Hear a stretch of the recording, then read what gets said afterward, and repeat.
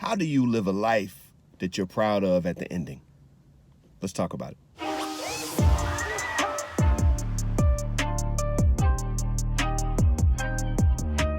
What's going on, man? It's your boy Legin. I hope you're doing well. Welcome to a Fear Not Minute, a quick thought to inspire you to trust God and fear not.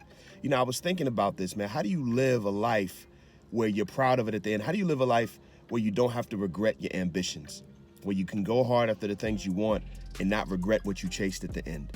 I've recently, man, I've been to a few funerals and people who live great lives.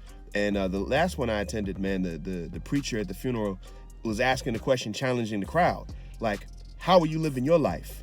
When everything's said and done, is the preacher gonna have to lie and talk about how great you were and how well you did in life? Or are you living a life right now where that's gonna be the ending? And that question stuck with me. I think I'm living that way. I try to, but that question really stuck with me. And then the other thing I thought about too, I read a book by Billy Graham.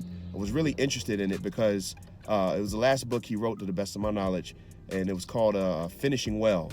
And I wanted to get his thoughts after living this full life and changing all these lives. What was he thinking as he was about to depart?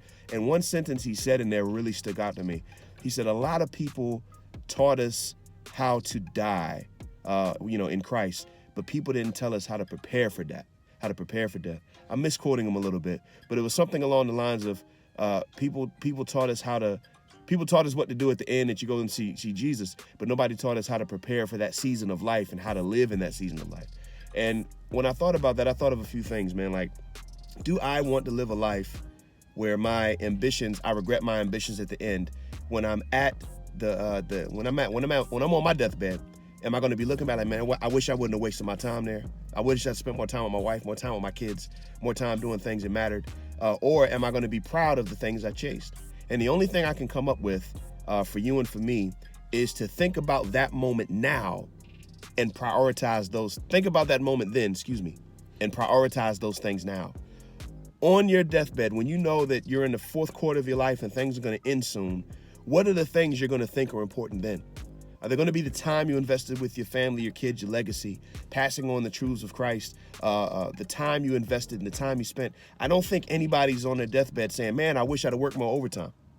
Man, I wish I had chased more things and been gone more. I don't think anybody's going to say that.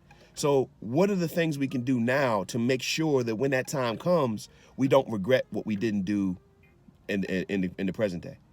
I think that's a way for you and I to not have to regret the ambitions we chase. If we're chasing them and doing things and being productive and fruitful with the end in mind, with when I'm all said and done, the time I spent now, I'm going to be proud of later. The time I've invested now, I'm going to be able to say later on, man, I'm really glad we did that we took that trip, that we spent that time. I'm glad I didn't go to that meeting and I spent some time with you.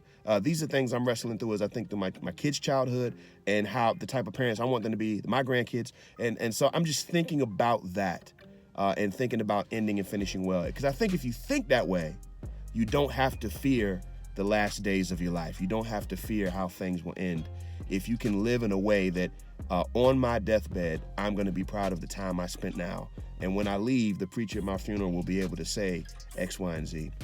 So it goes to the old adage, begin with the end in mind.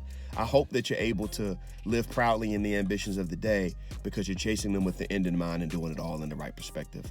I'll do the same. Pray for me. I'll pray for you. This has been a Fear Not Minute.